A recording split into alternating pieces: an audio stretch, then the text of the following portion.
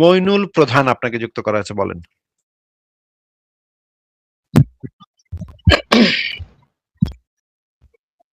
মইনুল প্রধান বলেন। আমার কথা শোনা যায়? হ্যাঁ, শোনা যায়। দ্রুত বলেন, আপনি আগেও যুক্ত হয়েছেন এবং সময় নষ্ট করেন। সময় নষ্ট না করে দ্রুত পয়েন্টে চলে আসেন। জি, পয়েন্টে আসতেছি। এর ভিতর দুইটা কথা বলে নিব না, না, আপনার সময় নষ্ট তেমন কিছু না করি। সময় নষ্ট করেন আপনি, আগেও সময় নষ্ট করছেন আমার। দ্রুত পয়েন্টে চলে আসেন। আচ্ছা, দ্রুত যদি পয়েন্টে আসি তাহলে ব্যাপারটা এরকম, মানে আপনার কাছে কি মনে হয় যে এই যে পৃথিবীতে এই কোটি কোটি মানুষ এই একটা ধর্মের অনুসারী, এখন কোন কোন বিষয়গুলো, এই ইসলাম ধর্মের কোটি কোটি মানুষ ইসলাম ধর্মের অনুসারী, আচ্ছা, তারপর? হ্যাঁ, কিন্তু এখন ইসলাম ধর্মের অনুসারী এগুলোর ভিতরে তো ভাগ বাটোয়ারা আছে, নানা গ্রুপ আছে। একদল আছে শিয়া, একদল আছে সুন্নি, আরেক দল আছে এইটা, আরেক দল আছে সেইটা, একটা আরেকটারে কোপাকুপি করে, মারামারি করে, কামড়াকামড়ি করে। একদল বলে আরেক দলের কাফের, অমুকে আস্তে আমিন বলে, জোরে আমিন বলে, এইটা নিয়ে দুই পক্ষরে কাফের কফের বইলা কাইটা কুইটা ফেলায়, মেরে মেরা ফেলায়, পরিবার শুদ্ধ আগুনে পোড়ায় দেয়। এক পক্ষ কয় জাকাত দান যাইবো, এক পক্ষ কয় জাকাত দান যাইবো না, জাকাত নিয়ে মাইরা মুইরা ফেলায়, কাইটা কুইটা ফেলায়, জবাই টবাই করে ফেলায়। কি একটা অবস্থা! এমনকি যে এগুলা যে শুধু মুসলমানদের মধ্যে হয় তা তো না, একদম খিলাফত আমলে একদম মানে হেদায়েত প্রাপ্ত খোলাফায়ে রাশিদিনরা পর্যন্ত এই কাম করে মরছে। এক পক্ষ কইছে এইটা, আরেক পক্ষ কইছে ওইটা, তারপর দুইটা কামড়াকামড়ি মারামারি, একটা আরেকটারে মেরেলা। হ্যাঁ, ওসমানরে হত্যা করছে, আলীরে হত্যা করছে, হাসান হোসেনের হত্যা করছে। শিয়ারা বলে ফাতেমারাও নাকি প্রেগনেন্ট অবস্থায় পেটে লাথি মারছে। তারপর হচ্ছে গিয়ে এমনকি মোহাম্মদ নিজেও মরছে হচ্ছে গিয়ে বিষ খায়া। মানে সবটি মরছে একবারে কামড়া কামড়ি। বেশিরভাগ হচ্ছে মরছে ওমরে মারছে, আবার মানে কৃতদাস এসে ছুরি মারছে। মানে পুরা রক্তারক্তির ইতিহাস। ইসলামের ইতিহাস হইতেছে একবারে রক্তের ইতিহাস, চাপাতির ইতিহাস, ছুরির ইতিহাস। আর এই জিনিস ভাই মানে কোটি কোটি মুসলমান বিশ্বাস করে। ভাই কোটি কোটি মুসলমান তো একরকম না, এক একজনের বিশ্বাস এক এক রকম। এই কোটি কোটি মুসলমানের ভিতরেই কোটি কোটি ভাগ আছে। কোটি কোটি মুসলমান তো এক জিনিস বিশ্বাস করে না। কেউ বলে আল্লাহর আকার আছে, কেউ বলে আল্লাহর নিরাকার। এক পক্ষ বলে নবীর নূরের তৈরি, এক পক্ষ বলে মাটির তৈরি। দে পিটান, দে কামড়া কামড়ি, দে গলা ফালাইয়া, এইগুলা করতেছে ভাই গত 1450 বছর ধরে এইগুলা চলতেছে। না, 1450 বছর ধরে এগুলো চলতেছে ঠিক তা না। আচ্ছা, আমি এক প্রসঙ্গে আসি। প্রসঙ্গ হলো, যদি আপনার কথাই সত্যি হয়, কোনো কিছু নাই থাকে, তাহলে তো এই মানুষগুলো তো যদি আমার কথা সত্য হয়, এই কথাটার মানে তো বুঝলাম না। এটার ভিতরে তো যদি টদি নাই। এটা যদি আমার কথা যদি যৌক্তিক হয় তাহলে তো সেটা যৌক্তিক, আর যদি যৌক্তিক না হয় সেটা যৌক্তিক না। সেটা তো নির্ভর করতেছে আমি কি যুক্তি প্রমাণ উপস্থাপন করতেছি তার উপরে। আপনার খোলা যুক্তি দিলে একটা দেখান। এই যেমন আপনি কিছুক্ষণ আগে বললেন না যে এই নবী বিষ পান করে মানে মারা গেছে, এটা তো আপনি একদম 100% প্রুফ করতে পারবেন না। এটা তো আমি তো এটা তো মানে ইসলামের মানে টেক্সটের ভিতরে, সহিহ হাদিসের ভিতরেই তো আছে এই জিনিসটা, যে নবী মোহাম্মদ নিজে মৃত্যুসজ্জায় বলছে যে আমাকে যে খাইবারে যে বিষ খাওয়ানো হয়েছিল সেই বিষের তীব্র যন্ত্রণায় আমি কষ্ট পাচ্ছি। এখন আমার এমন অবস্থা হয়েছে যে আমার মৃত্যু অতি সন্নিকটে। এটা তো নবী মোহাম্মদের নিজের কথা, এবং আলেমরাও তো এই বিষয়ে একমত। আমি আপনাকে তাহলে কয়েকটা ভিডিও দেখি, আপনি বললেন যে এটা নাকি আমি প্রমাণ করতে পারবো না। নাস্তিক আছে প্রমাণ করতে পারবে না যে নবী বিষ খায় মারছে। না, আপনাকে মিউট করে রাখি। ব্যঙ্গাত্মক হবো না মানে অবশ্যই ব্যঙ্গাত্মক হবো। নাস্তিক আছে প্রমাণ করতে পারবে না আমার নবী বিষ খায় মারছে, এটা নাস্তিক আছে প্রমাণ করতে পারবে না। নাস্তিক আসিফের প্রমাণ করা লাগবে না, আলেমরা নিজ মুখে বলে দিবে। আমার তো বলতে হবে না, ইসলামের সবচেয়ে বড় বড় আলেমদেরকে দিয়া বলাবো। আমি তো নিজে বলবোই না কোনো কথা। দেখি আমরা ইসলামের সবচেয়ে বড় বড় আলেমরা কি বলে আমরা শুনি। প্রথমে মদিনার সবচেয়ে মানে বাংলা ভাষাভাষী, উনি যদিও ইন্ডিয়ান কিন্তু বাংলা ভাষী, ওনার নাম শায়েখ মতিউর রহমান মাদানী। উনি কি বলে আমরা একটু শুনি। নবী সাল্লাল্লাহু আলাইহি ওয়াসাল্লামের ইন্তেকাল হয়েছে, তখন আপনার মাথা কঠিন যন্ত্রণা ছিল, খুব কষ্ট ছিল। মৃত্যুর যন্ত্রণা খুব বেশি ছিল, তো খুব কষ্ট পাচ্ছিলেন নবী সাল্লাল্লাহু আলাইহি ওয়াসাল্লাম। মাথায় পটি বেঁধেছিলেন, এত ব্যথা ছিল। তো রোগের তীব্রতা, এটাও বেনিফিট আপনার জন্য।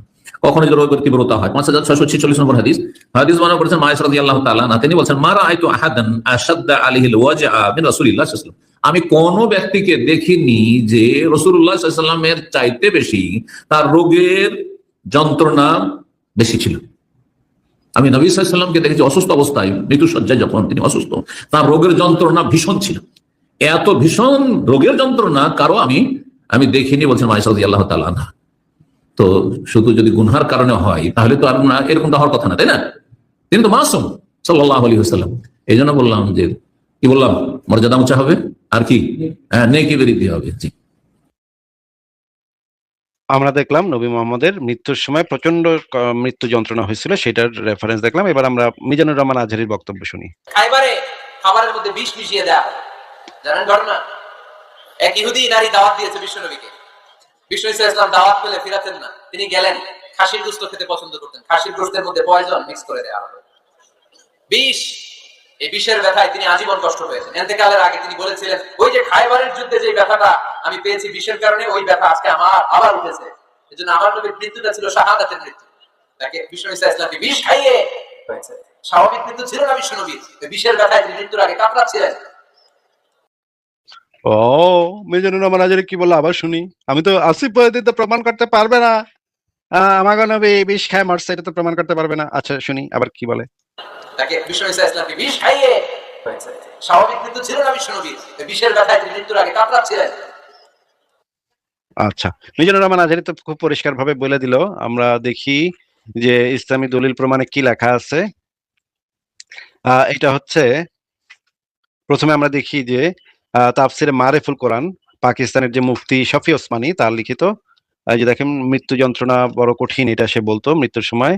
আচ্ছা, আমরা সরাসরি যে ওই হাদিসটাতে চলে যাই, যে এই হাদিসটাতে মোহাম্মদ নিজেই বলতেছে যে দেখি,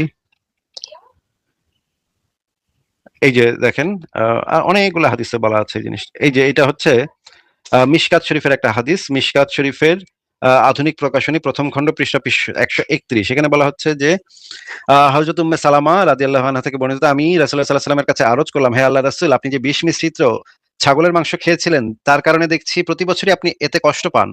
হুজুর বললেন, প্রতি বছরই আমি যে কষ্ট পাই বা আমার অসুখ হয়, এটা ওই সময় আমার তাকদীরে লেখা হয়ে গেছিল যখন আদম তার মাটির ভেতরে ছিলেন। ব্যাখ্যা, হুজুর রাসূলুল্লাহ সাল্লাল্লাহু আলাইহি ওয়াসাল্লামকে এক ইহুদি নারী খায়বারের যুদ্ধের পর বকরীর গোশতের সাথে মিশিয়ে এই যে খাইয়েছিল। এই গল্পগুলো যারা লিখছে, ভাই, এই এই যে গল্পগুলো কোনো নাস্তিক এক লেখে সময় নাই। আপনাকে মিউট করে দিচ্ছি। এই গল্পগুলো কোনো নাস্তিক লেখে নাই। এটা মিশকাত শরীফের হাদিস এবং হাদিসের ব্যাখ্যা। ইহুদি নারী খায়বারের যুদ্ধের পর বকরীর গোশতের সাথে বিষ মিশিয়ে খাইয়েছিলেন। পশুর গোশত খাবার পূর্বে হুজুর টের পেয়ে গিয়েছিলেন, বাকি গোশত ফেলে দেন। হুজুর সাল্লাল্লাহু আলাইহি ওয়াসাল্লাম বলেছেন এটা সবসময় সে কষ্ট দিত, এইটা তাকে জীবনভর কষ্ট দিচ্ছে। পরবর্তীতে দেখি বুখারী শরীফের হাদিসে বলা হচ্ছে যে, এই যে দেখেন তাফসিরে, এটা হচ্ছে আনোয়ারুল মিশকাত শরহে মিশকাতুল মাসাবি। এটা হচ্ছে মিশকাত শরীফের একটা ব্যাখ্যা গ্রন্থ। এই গ্রন্থে বলা আছে রাসূলুল্লাহ বিষ মিশ্রিত বকরীর গোশত খাওয়ার কারণে তিনি নিজের মাথার তালুতে শিঙ্গা লাগান। এখানে ব্যাখ্যা, হাদিসের ব্যাখ্যা বলা হচ্ছে, খাইবার এলাকায় এক ইহুদি মহিলা নবীকে সত্য নবী পরীক্ষার উদ্দেশ্যে বকরীর গোশতে বিষ মিশ্রিত করে খাওয়ার জন্য পেশ করলো। রাসূল খাদ্যগ্রাস মুখে নেওয়ার সাথে সঙ্গে জিব্রাইল জানিয়ে দিলেন এতে বিষ আছে। তিনি তৎক্ষণাৎ মুখে ফেলে দিলেন। তবু মুখের লালার সাথে যে পরিমাণ বিষ মিশ্রিত হয়ে দেহে প্রবেশ করেছিল, তার প্রতিক্রিয়ায় তিনি বিভিন্ন সময় অসুস্থতা বোধ করতেন এবং শিঙ্গা লাগাতেন। এরপরে আমরা দেখি যে, এই যে বুখারী শরীফের ইসলামিক ফাউন্ডেশন হাদিস নাম্বার হচ্ছে 4094 এর যে পরিচ্ছেদ অংশে লেখা আছে, নবী যে রোগে ইন্তেকাল করতেন সে সময় তিনি বলতেন, হে আয়েশা, আমি খায়বারে বিষযুক্ত যে খাদ্য ভক্ষণ করেছিলাম আমি সর্বদা তার যন্ত্রণা অনুভব করছি। আর এখন সেই সময় আগত যখন সে বিষক্রিয়ায় আমার প্রাণবায়ু বের হয়ে যাওয়ার উপক্রম হয়েছে। বুখারী শরীফ থেকে সরাসরি দেখে নিই এই হাদিসটা। এই যে দেখেন, আহ নবী বলছে যে, হে আয়েশা, আমি খায়বারে বিষযুক্ত যে খাদ্য ভক্ষণ করেছিলাম আমি সর্বদা তার যন্ত্রণা অনুভব করছি। আর এখন সেই সময় আগত যখন সে বিষক্রিয়ায় আমার প্রাণবায়ু বের হয়ে যাওয়ার উপক্রম হয়েছে।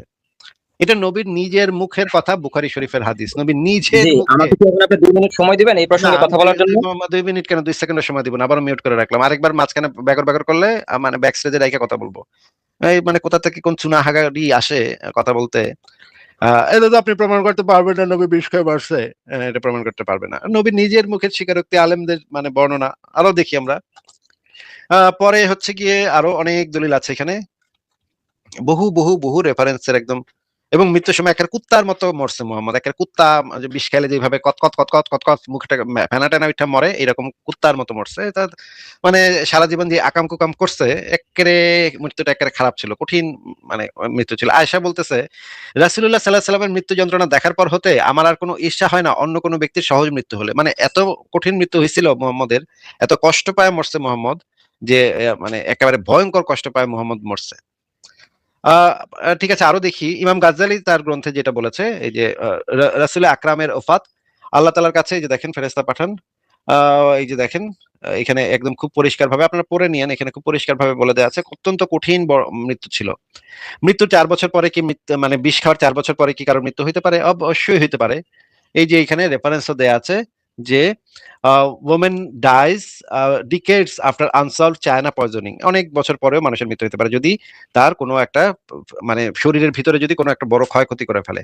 তাফসিরে মাঝারিতে আরো সুন্দরভাবে বর্ণনা করা আছে, যে দেখেন আমিও গোশত মুখে দেওয়ার সাথে সাথে ব্যাপারটা আঁচ করতে পেরেছিলাম ইত্যাদি। এই যে দেখেন আহ কিন্তু বিষের মন্দক্রিয়া তাকে বয়ে বেড়াতে হয়েছিল আজীবন। রাসূল কখনো কখনো বলতেন, খায়বারে সেই বিষের ক্রিয়া কখনো কখনো আমাকে কষ্ট দেয়।